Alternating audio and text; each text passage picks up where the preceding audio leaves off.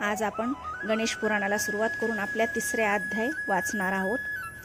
कालच्या अध्यायामध्ये आपण सोमकांत राजाची कथा आणि दुसऱ्या अध्यायामध्ये सोमकांत राजा वनवासात जातो तो अध्याय आपण ऐकला होता। तर आज आपण वनवासाला जाण्याची तयारी करतो तो भाग ऐकणार आहोत। चला तर आपण गणेशाला नमन करूया आणि आपल्या कथेला सुरुवात करूयात। श्री गणेशाय नमः। वक्रतुंड महाकाय सूर्यकोटि समप्रभ निर्विघ्नं कुरु मे देव सर्वकार्येषु सर्वदा। वक्रतुंड असलेल्या, थोराड शरीर असलेल्या, कोटी सूर्याप्रमाणे तेज असलेल्या हे देवा गणेशा, माझी सर्व कार्य नेहमी निर्विघ्न कर, असं आपण देवाला विनंती करूया गणेशाला आणि आपण पुढच्या भागाला सुरुवात करूयात। सूत पुढे सांगू लागले, सोमकांत राजाचे निश्चयाचे बोलणे ऐकून हेमकंठाने त्यांची आज्ञा पाळण्याचे ठरवले। नंतर सोमकांताने हेमकंठाला राज्य आणि नीतीने कसे चालायचे हे सांगितले। रोज पहाटे उठून शुद्ध ठिकाणी जाऊन पहिल्यांदा आपल्या श्री गुरुचे स्मरण करावे, ईश्वराची स्तुती करून आपल्या अपराधाची क्षमा मागण्यासाठी सांगितले। भूमीची प्रार्थना करायची, पुढे गणपतीची स्तुती करून गणेश पंचायनाची प्रार्थना करावी।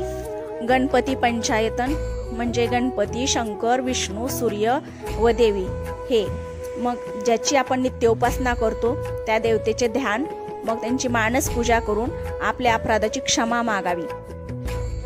नगराच्या नैऋत्य दिशेस जाऊन आपले प्रतिविधी उरखून घ्यावेत, दात घासावे, तोंड धुवावे, गार पाण्याने स्नान आटोपून संध्या करावी। नंतर वेद पठण, होम, तर्पण, बलिप्रदान व अतिथी सत्कार हे पंचमहायज्ञ करावे। मग ब्राह्मणासह व अतिथीसह भोजन करावे। दुपारी पुराण, इतिहास, शास्त्र याचं श्रवण करावं। नेहमी दुसऱ्याच्या उपयोगी पडावं, परोपकार करावा, दुसऱ्याची निंदा करू नये किंवा त्याला त्रास देऊ नये। आपण स्वतःचीच आपण स्तुती करू नये।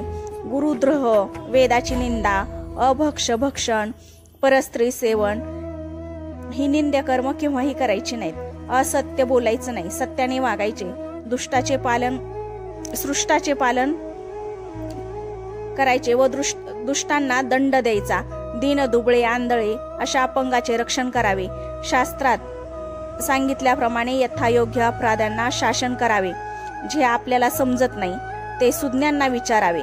कोणावरही पूर्ण विश्वास टाकू नये, त्यातल्या त्यात अयोग्य लोकांवर तर थोडाही विश्वास ठेवू नये। आपल्या शत्रूवर तर कधीच विश्वास ठेवू नये। दक्षतेने राज्यकारभार करावा, आपल्या शक्तीप्रमाणेच दान करावे। हेर हे राजाचे डोळे असून दूत हेच राजाचे मुख्य आहे हे समजून वागावे। अपराध्यांना योग्य दंड करण्यात कधीही कचरत करू नये। सर्व लोक नीतीने वागतात ते शिक्षेच्या भीतीमुळेच, हे लक्षात ठेवावे।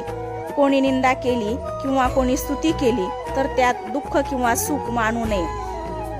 आपल्या सर्व मसलबी बाहेर फुटू देऊ नयेत। काम, क्रोध, मद, मत्सर व लोभ, अहंकार हे 6 शत्रू ज्याने जिंकले आहेत तो इतर शत्रूंना सहज जिंकू शकतो। लोकांच्या उपजीविकेसाठी साधनाचा कधीही नाश करू नये। देवालये, उद्याने किंवा चैत्य यांना दिलेल्या नेमणुका कधीही परत घेऊ नयेत। स्त्रियांना कधीही गुप्त गोष्टी सांगू नयेत। आपले लहान मोठे सेवक आपल्यावर नेहमी अनुरुक्त असतील असे वर्तन ठेवावे। याप्रमाणे सोमकांत राजाने आपल्या मुलाला उपदेश केला। नंतर विद्याधीश, रूपवान व क्षेमंकर या आपल्या 3 प्रधानांना बोलावून राज्याभिषेकाची तयारी करण्यास सांगितले। विद्वान ब्राह्मण, नातेवाईक मंडळी, प्रतिष्ठित नागरिक वगैरे लोकांना यथायोग्य आमंत्रणे गेली। प्रथम श्री गणपती पूजन करून नंतर सोमकांताने हेमकंठाला शास्त्राप्रमाणे राज्याभिषेक केला। राज्याभिषेक झाल्यावर प्रधानांना मुलाची काळजी वाहण्यास विनवून त्यांना यथायोग्य राज्यकारभार करण्यास सांगितले।